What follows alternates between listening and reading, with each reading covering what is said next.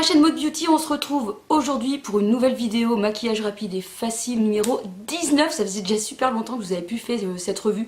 Et aujourd'hui, eh bien, je vais vite me maquiller pour sortir. Je m'étais dit, bah, c'est l'occasion de réaliser devant vous le petit maquillage que je porte aujourd'hui et qui a été facile et rapide à faire. Et puis, par la même occasion, étant donné que la marque Tarte arrive tout doucement sur le site de chez Sephora, je me suis dit bah, c'était l'occasion de vous sortir la fameuse tartelette. Je suppose qu'elle va arriver sur le site, j'espère, parce que c'est vraiment un must-have à avoir au niveau de cette marque Tarte. Avec ici une palette de fards mat. C'est très rare, hein. Souvent on trouve des palettes avec beaucoup de fards irisés, métallisés, etc. Ici vous avez carrément donc que des mats et c'est encore assez joli, je trouve, à utiliser. Et là on a une gamme de couleurs que j'adore dans les mauves prunes qui est vraiment très très jolie. La palette est très facile à manier, à utiliser, les fards s'estompent super bien. Je trouve qu'on a moyen de faire un beau rendu, un beau fondu. C'est une palette que je vous recommande si jamais vous ne savez pas quoi acheter pour la marque Tarte qui va arriver sur Sephora. Sinon, j'ai utilisé, comme d'habitude, une base à paupières de chez NYX qui est la Proof It, qui est parfaite pour les paupières plutôt grasses. Ça permet de faire tenir le fard. Ensuite, j'ai utilisé un crayon de chez Urban Decay. Je ne sais pas si ça existe encore, cela. J'espère que oui. C'est le Psychedelic Sister. J'utilise assez souvent. Je trouve que c'est une couleur qui est très très bien. Le mascara, eh bien, c'est le Black Magic Mascara de chez Aiko. Que je vous recommande, il est vraiment super. Et puis sur les lèvres, eh bien, je suis restée dans la même gamme de couleurs puisque c'est un Sephora. Et c'est le numéro, alors là, c'est le numéro 4. Voilà, c'est tout. Je crois que la présentation est assez rapide puisque le make-up est assez facile. En tout cas, n'hésitez pas à liker, à me laisser un petit commentaire si vous avez aimé ce make-up. Dites-moi un petit peu si vous avez tenté d'acheter la marque Tarte, que vous êtes contente qu'elle arrive sur Sephora. Il y a déjà d'ailleurs une palette en vente en ce moment. Voilà, et bien je vous laisse avec mon petit tuto pour réaliser ce make-up et on se retrouve très vite. N'oublie pas de t'abonner. Kiss kiss. On commence bien sûr par poser la base à paupières de chez Kiko ou n'importe quelle base à paupières que vous avez. Cela permet, je le répète, de bien unifier la paupière et surtout lorsqu'on a la paupière un peu grasse, de faire tenir les fards un peu plus longtemps. Donc je le pose avec le pinceau, ensuite je viens l'étaler sur toute la paupière avec le doigt. Je prends donc ma jolie palette tartelette et je vais prendre une couleur médium, là, une couleur un petit peu rose, un peu gris rose. Et je vais venir l'appliquer en creux de paupière pour faire la couleur de transition. Avec un pinceau aussi de chez Kiko.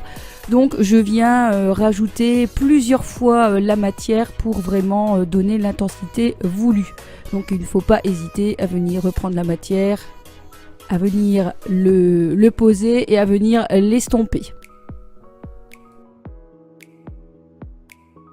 Je viens ensuite prendre ce rose très lumineux, il est vraiment très beau comme couleur, et je vais venir l'appliquer sur la paupière mobile à plat avec un pinceau plat. Et comme vous voyez, pour éviter de déplacer la matière, eh bien je place en tapotant, comme ça permet de donner encore plus de matière à ce fard. Et je trouve qu'il est très très beau. Regardez un petit peu le rendu, la lumière qu'il donne sur un make-up alors que c'est un fard mat.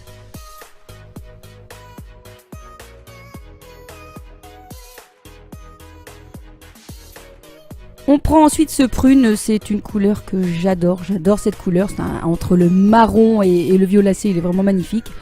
Avec aussi toujours un pinceau un peu fluffy et je viens juste déposer la matière au coin externe de l'œil. Donc vous avez vu, en fait je fais des petits mouvements circulaires sans bouger de place en fait. Et comme la couleur est assez proche de la couleur de transition qu'on a mis, eh bien je trouve que ça fait un fondu facile. Je trouve pas que ça fasse de démarcation, les deux couleurs fonctionnent très bien. Donc je viens placer mon pinceau et je fais des mouvements de va-et-vient en cercle au même endroit sans bouger mon pinceau. Je viens remettre un peu de matière pour intensifier le rendu que je veux donner à mon maquillage.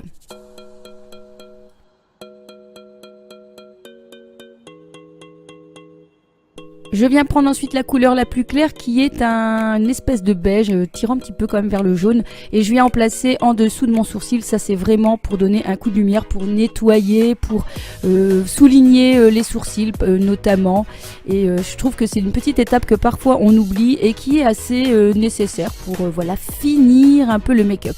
Et je viens placer la même couleur en coin interne de l'œil, mais je vous dirais que là ce fard ne s'y applique peut-être pas vraiment pour cet endroit là, il ne donne pas le rendu voulu. C'est toujours mieux quand même peut-être un fard un petit peu plus métallisé. Ensuite je viens prendre mon crayon psychédélique de chez Urban Decay et je vais en placer en ras de cils inférieur, mais vous voyez je n'en mets pas en muqueuse, hein, c'est vraiment sur le ras des cils, et je viens en déborder un petit peu plus exprès au coin externe de l'œil pour donner plus d'intensité et tirer l'œil vers l'extérieur en fait. Ensuite, bien sûr, j'utilise mon mascara de chez Aiko que j'aime beaucoup, mais qui est en fin de vie. Il va falloir que je trouve un autre ou que je rachète le même. Et puis, bien sûr, je vais terminer par le rouge à lèvres que vous ne verrez pas. J'espère que ce maquillage vous aura plu. N'oubliez pas de vous abonner et de me laisser un petit commentaire. À très vite. Kiss kiss.